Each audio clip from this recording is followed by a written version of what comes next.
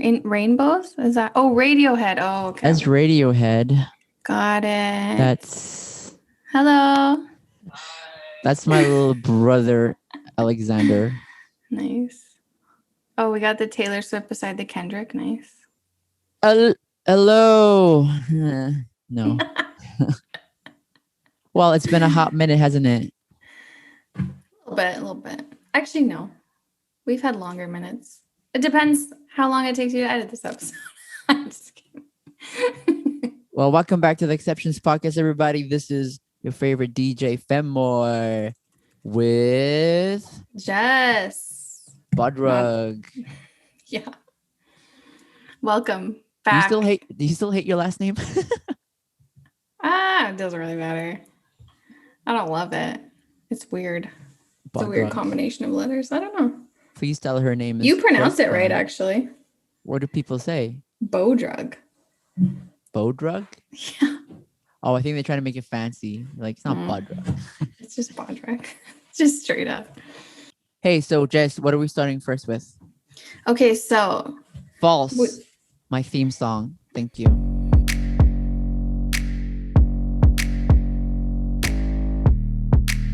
How have you not gotten that yet? Just keep pulling that on me until I figure it out. All right. What are we actually talking about today? Or what do we do first usually? Oh, yeah. Well, we have some questions. We have some questions. Anything exceptional? I haven't seen you in 2 weeks because my life has been like, woo! I know. So anything exceptional that's happened to you lately? Or exceptional thing you've seen? Feeling better. Feeling coming up on the up. Getting out of the rut. Feels good. That's good. You seem brighter. Yeah. The past few episodes, you seem like you were not as bright. Okay, this is a pop culture related thing that I just thought of because I think it's interesting that now Doja Cat for the second time now has a music video that she put out after her song got big on TikTok, and she utilized the trend that was on TikTok in her video, which is just crazy. Like some random person probably just made that. I don't actually know who made it, but yeah, you know what's? I think Doja Cat is one of those artists that is made by the internet. Mm-hmm. Well, she started as a weird freaking YouTuber and just like being in chat rooms and. Yeah, and her first viral video was "Bitch, I'm a Cow." Do you know that song? Yeah. Bitch, I'm a cow, not a cow, not a cat. Boo. I remember seeing that. I'm like, this girl's gonna go far. Yeah. And now she has, and now look at her. She really is the star of the internet. Mm-hmm. She's killing it. So that's my thing. Do you have a thing? I've just been exceptionally busy with my practicum. My supervising teacher said I was exceptional at teaching. Oh, I don't doubt it. She said that was like when I did my first lesson, she said that was the best first lesson she has ever seen. Oh, that's awesome. Oh, that's great. Yeah, she's lying. But, I'm starting to realize that teaching is not for me, though, even though you're exceptional at it. Hey, that's legit. Just that's a question to reflect on. Do you think that there's things in life you should be doing just because you're good at them, even though you hate them or you don't like them? Is it really arrogant to say, like, it's hard being good at almost everything you do? Because yes, it is arrogant. So you don't know what you should be doing. But no, I know what I should be doing. I'm just being a stupid, arrogant asshole. We know. Oh, wait. I mean, we can't not talk about, just really quickly, Meghan Markle and Prince Harry's interview. Oh, yeah, go for it. That was like the biggest pop culture moment so far, right? Mm-hmm. I didn't watch it. I didn't watch it either. I just saw the memes. Were you silent or were you silenced? What?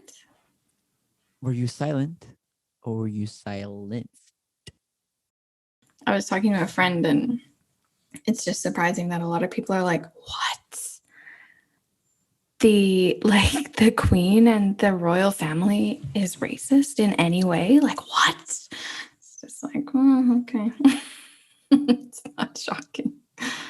I find it slightly shocking, but not really. how the monarchy is still such a thing. Mm-hmm. For the most part, they're basically a tourist attraction. Although I've heard they do have some considerable power that they just don't reveal to the public. Mm. Um, but I was listening to Russell Brand, and yeah, why do we give these people so much power? They're literally just human beings. And I was Mm-hmm. listening to like British people talking about the monarchy, and the older generation, like they can't do any wrong. I'm like, they're human beings. The only power you give, the only power they have is the power of belief that we bestow upon them. Like, we believe you are royal. Mm-hmm. Like, what? Any other takeaways from that interview? Any takeaways? Mm-hmm. Were you silent or were you silent? Okay, you heard it here. What are we doing today? We're going to answer some questions from Yeah. our small yet powerful pool of listeners. What are you talking about small? Last time I checked, we had 1 million downloads. Oh my God. Don't I could get barely keep up with all my questions that I got from Instagram. so many DMs. So many DMs. Well, let's just get mine out of the way, because all the questions that my friends asked me were, I think it was in order of, who are you dating? Are you dating? Dating? Question mark, question mark, question mark. When are you getting married? Why don't you have a wife? And then maybe like This one. section is going to take so long for us to answer. I know it will. The answer to that is No. no. What is my answer to that? My answer to that is, she's coming this year. I have a feeling Miley Cyrus? she's coming this year. Miley Cyrus. Yeah, What? that's the title of her album. Oh, no. Just that girl. Yeah, those are my questions. I had one nice question, I think, or two. Mm-hmm. I can't remember them because it was so long ago. Sorry, everyone. I sort of lost the questions because I don't know how to find them anymore. Fenmore's a busy guy. Sorry if we don't always post an episode in a week. It's just no, I'm serious. It is what it is. It's just you have a lot of other stuff going on. But let's get to the questions that you got, because you wrote them down. Yeah. And they actually are really good questions that we can answer. Yeah. Okay. So this one's kind of, we got some backstory in this one too. So I'm just going to read it out for you. This listener says, This listener. Hey, listener. Hey, listener. You know who you are. I struggle with making myself take the time to do the hobbies and extracurriculars that I want to be better at and that I do enjoy, but I can always find the time to give to others. How can I shift that dedication and energy towards myself? So, see, I feel the same about like there's things I want to do, hobbies and extracurriculars wise and goals wise. But I put that time to other things, distractions as well. So, in both of those scenarios, you're giving the energy to something else.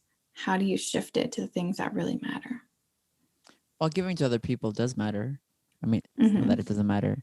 Yeah. I mean, yours might matter less. Yeah, definitely. Hey, guess how long I spent on TikTok yesterday? Oh my God, how long?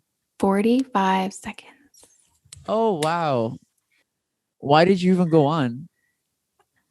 Oh, because there's like one person I follow whose TikToks I like. Oh, I Just wanted see. to check So the daily dose. Yeah. Okay. Yeah. That's really good. Yeah, thanks. Good for you. Okay, so let's answer the listener's question. Yeah. I mean, you got to ask yourself, why do you want to do those things? I think like there's things that they said they want to be better at. And I would assume that those are things that better their life, their life, or are like positive habits that will improve certain things in their life or their goals that they want to achieve. So I think I said this last episode too, but if you don't have a strong enough why, then you're not going to do it. Like if you like one of those things is like, I want to stretch more, but like, you're just like, oh yeah, I think it'd be cool to be able to do the splits, but like, it really doesn't impact your life or doesn't fit into the identity of who you want to be, then you're not going to do it because it's just like a cool extra thing. Versus if you're, you go. Versus, no, finish yours. Versus. What? I just keep talking. So when you stop me, it's good because probably I didn't have anything more to add. People are gonna think I'm so rude. I stop you every time. Yeah. Oh, so you're fine with people thinking I'm rude? Just kidding. Okay, no, fine. I'll just edit it out. I'm But not the one who's interrupting. I'm just kidding. I do too. okay. No, I thought The eye roll. could you stop interrupting me? You know how much editing I'm gonna have to do now? Mm-hmm. Thanks. Okay, focus. Really, I really can't have an hour-long podcast, Jessica. Okay, just cut all this out. Yeah, I knew I will. So what I thought you said about identity was a really good point because you got to imagine what you want to be like and who you want to be. And then once you visualize that, then I think making a plan is super important and just taking time out of the day. Like you could be first thing in the morning or sometime during lunch or sometimes before you go to bed, you just practice a little bit of what you want to do. Like I think most people take on so much all at once that it becomes way too overwhelming. You know what I mean? Mm-hmm. But if you take like small steps, then you tend to get further. And if you make it a habit, I think habit is a very powerful thing that some people don't realize. Mm-hmm. At the same time, apart from all that, you just have to make a commitment to do it. But like you said, based off on a real purpose, like why do you want to do that thing? Yeah. Well, and I struggle with committing to things even though they're important to me. So, yes, ideally you want to just make the commitment and stick to it. But if you're having a hard time doing that, then maybe do some reflection about, okay, well, why do I want to do this thing? What are my priorities in life? Write them down. Do my actions match up with my priorities? Yes or no? Therefore, are those things really priorities? Are they just things I think I should do? Why am I prioritizing other stuff over these things that I've told myself are important to me? Like you're gonna come to some answers with that, I think, and Yeah. create rather like the identity thing instead of saying or instead of subconsciously thinking I'm someone who does this, this, and this, but in the back of my mind I always want to do this thing and I need to force myself to do it. It's like shifting into like, okay, no, I'm gonna, you get to decide what your identity is. It's not just a fixed thing. It's very dynamic throughout your life. So if you want to be someone that does that thing, it's like the whole like You have the right to change your mind about who you are, right? I think a lot of people forget that. Like you don't have to be who people say you are or who you think you are for the rest of your life. is it a value or a deserving thing? And maybe kind of just reflect on why don't you feel you're deserving of the time that you give to others? Like clearly this is someone who is empathetic and kind, and I know they are to other people. So I think that, just by existing as a human, you deserve the very best. But the fact that they do that for others is a good sign that, they need to, they need to recharge and fill up their own bucket in order to be a better person to give to other people. And it will make you a better person. You'll go out into the world and you'll feel more competent, confident, all those things. So I think it's beneficial. I think what you said was really true because people want to be around people who are interesting. People want to be around people who feel more complete, who feel like they know who they are for the most part, right? Mm-hmm. And but at the same time, if you feel like you've done something good for you, it will come across to other people. Like, oh, that person seems like they're enjoying their life. People love seeing other people enjoy their life, you know? So if you can enjoy your life more, that will just bring more joy to the world. Like, hey, this person's having a good time. Yeah. Let's have a good time with them. And if it's a matter of boundaries in terms of literally like, not like feeling bad about asking for or taking time to yourself, then that's another thing too, I think, to look at is if the people in your life can't understand that you need some time alone to work on your own things, then that's a good conversation to have about why you want to do that and basically say what you just said about why it's important for you to be working on yourself and your own stuff. I think the world, and honestly, the world would be so much more interesting if people became more interesting. Please just do something. Just learn a skill. Just it makes everything so much more interesting. Like, oh, you can crochet. Yeah, it's true. That's you can true. crochet me some underwear. Do you think we did a good job answering the listener's question? I don't know. I think we tried our best. There's just, I mean, I'm sure we could go on about it for a long time. Yeah, if we didn't answer your question, we're so sorry. You can get a refund. Yeah, we'll refund you your time. Next question. If you aren't a self-identifying creative, but you strive to be, what advice would you give to make someone realize that creativity is more than just art or music? How does one find their creativity? Well, there's art in so many different things, right? You know Lavender? Lavender. Yeah, I know Lavender. Like her tagline is be an artist of life. I love that. Yeah, yeah. Oh no, there is a certain way that certain people just live their life, even if they're not doing anything classically creative. It just feels like their life is a work of art. Just in the way, maybe even in the way they like schedule their day and what they do and how they talk to people. There's a real gift, for example, in being hospitable to other people.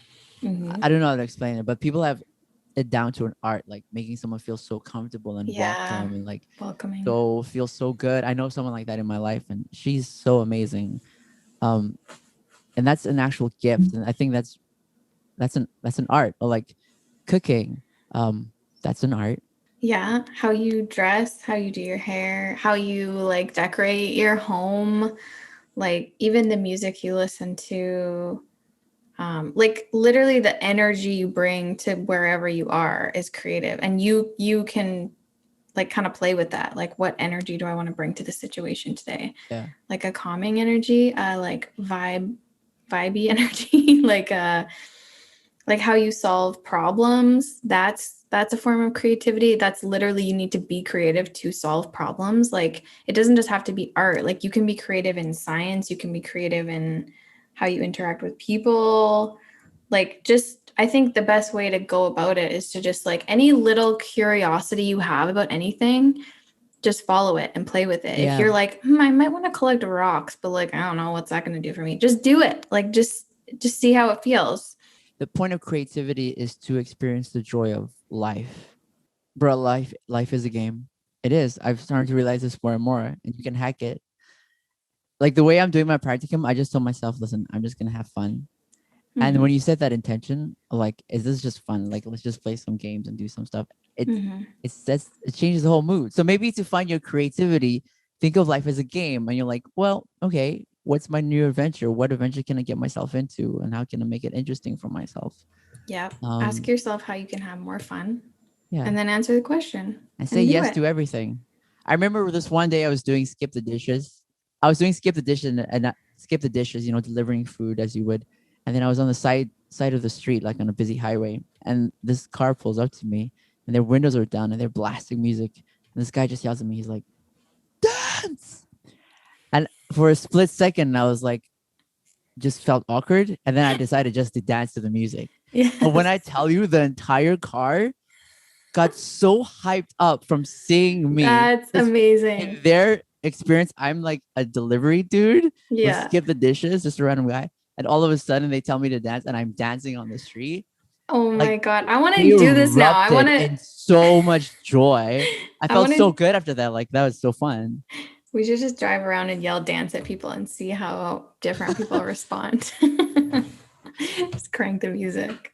Oh, that would be fun. That'd be a funny TikTok, actually. You have one of those karaoke mics and you go around town. Dance! Let's see what happens. That's good. Okay, I think that's a good answer. Hopefully it helps. And if you don't, please go ahead, go to www.refundmytime.com. Next question. I don't know how I'm going to briefly answer this question. Okay. How do you view family / the idea of family and how it limits or helps you or affects how you see yourself? Okay, I can go first. Okay. I grew up in Madagascar. Family is really important to us. And I grew up with my grandparents till I was 6. And then I was very unceremoniously taken away from them by my real parents. And then that became my family. And when I was living with my grandparents, I had cousins and aunts and uncles. It was a huge family. So I had a really great social network. So that was my basis of family, is like close with all your extended family. It's super fun. And then I moved with my nucleus family. And obviously I still love them, but it's just way more secluded and isolated. and I became very isolated. And so then I have this other picture of a family which is very distant. And then as I grew older, I decided to just make my own family and stuff like that. For example, I just choose people to be part of my family. I think that's a really Yeah. important aspect. Like, you can choose people. Like my little brother over here, like he's not he's adopted pretty much. You adopt people into your family, but they Mhm. generally are like family to you. And so there's almost like these three types of families that I have, like the large extended, really like fun family that's um super fun, and then like it's kind of hard to say that, but like isolated sort of family, and then like family that you choose and you get Mhm. to make your own rules with them, which is super fun. Mhm. So I think family is a very complicated word, because sometimes you choose people to be in your family and they don't feel the same way towards you. Mhm. That's sort of really rough sometimes. Um, so I think family is just a very complicated word, but in general, I love it. And when I choose someone to be part of my family, it's like, it's a ride or die kind of thing. Yeah, that's kind of, you kind of said what I was going to say. Like, again, like the importance of choosing your own family is huge for me. And I think when our, what did you call it? Nuclear family, it like biological family isn't necessarily like, maybe you don't get along with them, maybe they're not what you expected. Maybe there's some, really harmful behavior there that sometimes, like, because we have an expectation of what a family should look like, that can be really painful sometimes. And it is. Yeah. It can be But that so doesn't, painful. Family can hurt you. Family hurts you yeah. the most. Like, Yeah. But that doesn't mean that the people you choose to be your family are any less legitimately your family. Like, there are people in my life not biologically related to me who, yeah, I feel that same way. Like, we've chosen each other. They're not going anywhere.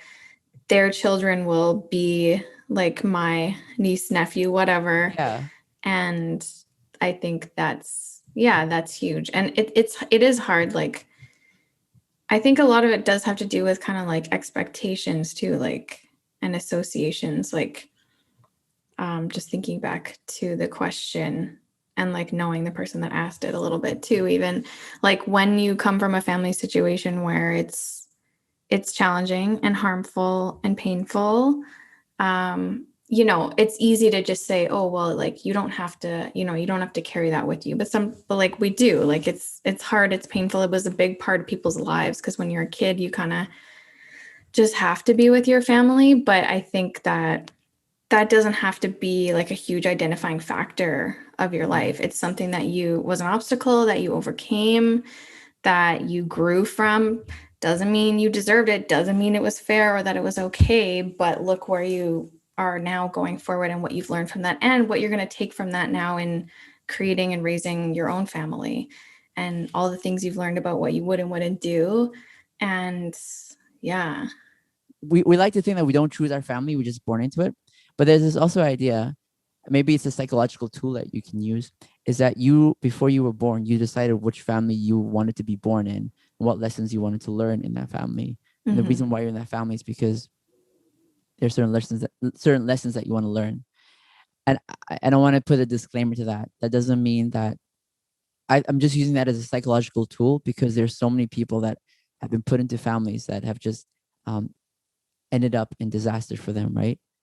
And I'm not saying that people deserve to have terrible families, for example. That's not what I'm saying. But the Mm-hmm. psychological tool that might be helpful is maybe you have this family so that you can learn certain lessons. And I've Mm-hmm. learned a lot of lessons, and I still have to learn a few more, I think, from Mm-hmm. my experiences from there. But yeah, that's family. What's the phrase, unconditional love? Sometimes I think that's a harmful thing because what if someone's abusive and you're just going to keep unconditionally loving them, like, that's challenging. Yeah. Okay, this is a side tangent, but I really do believe in loyalty. Maybe a little too much, but I really do believe in loyalty. And there's almost this I see it whole behind you. loyalty, loyalty, loyalty. Yeah, yeah, yeah, yeah, yeah. But I sense that nowadays people are so quick to cut people off. Maybe this is just a pop culture Twitter thing. Like, when you cancel someone and everyone like disowns that person. Right, but I'm meaning like some real serious No, but like. there's some. Okay, so if I had a friend that killed someone, Mhm. right? I do believe they should go to jail and that they should face their time. But I'm still gonna go visit them. Right. I'm still Okay, gonna right, love but they're them. working on their shit, right? If someone's just like constantly terrible to you and abusive Oh, and to you and never personally. works on their stuff, well, or to others if you No, no. value Then you have to that. distance yourself until, yeah, you have to absolutely It distance doesn't mean yourself. there's a difference between, giving people second chances and giving people 10, 20, 30, Yeah, 40, you 50. can love someone from a distance. That's the thing you can do. But anyways, last question. Okay. They just want us to talk about imposter syndrome. Do you experience imposter syndrome? I don't. I've never understood that. I knew you were gonna say that. I'm sorry. Am I being arrogant? No, because I feel this. I feel that way. You feel like an imposter? Oh No, no, no. Okay, no, no. Let me not no. lie. I feel like whenever someone calls me an adult, I feel like an imposter. Yeah, that too. I think that you experience it more, maybe the more external success you have.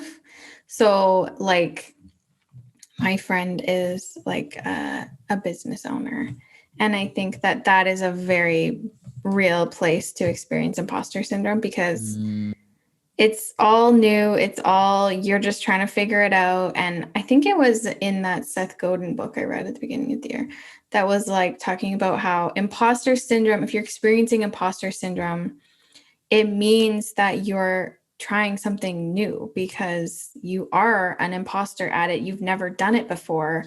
You have to do it for the first time and figure out how to do it to then get to a point where you're not. So with each new step in her business, it's like you experience it. Like there's already aspects of, just using my friend as an example, like of things that she felt an imposter at the beginning where I don't think she does anymore. But then with each new step of growth, you experience it again and again. So, yeah, I think we should go back to the wise words of Tyra Banks. Fake it till you make it, baby. and I think like that's hard because like what imposter syndrome feels like is that everyone else knows what they're doing, has their shit together.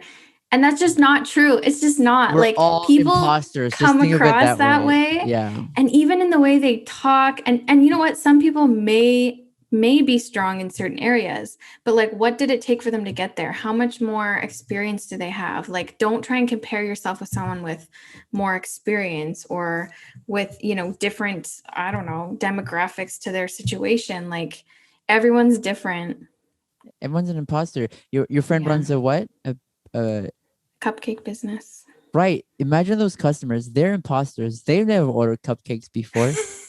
You know that feeling when you go to a store or go somewhere and you just like have no idea what to do, and then you pretend like you're doing something that everyone else is doing. You feel like such an imposter. We're all like that all the time.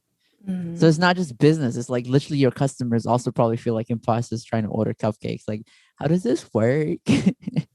It's true. And there's um, people that look at her, I'm sure, and are like, man, she's so much farther ahead than me. How does she know what she's doing? I right. guarantee it. I guarantee that. Like any step you're at, there's someone with less experience. And Yeah. you can think about that. Or you can, I think it's good to reflect back on where you were 6 months ago or a year ago, because again, I can guarantee there's probably some aspect of growth. Well, okay, yeah. So, listener who feels like you're an imposter, you are an imposter, but so is everyone That's else. okay. Exactly. And you'll level up the more you do it.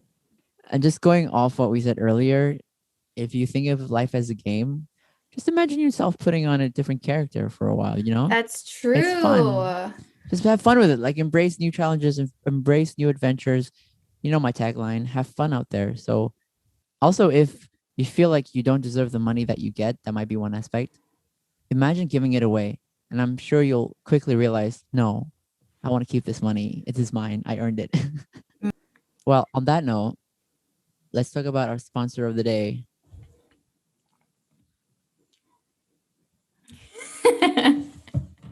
It's silence, everyone.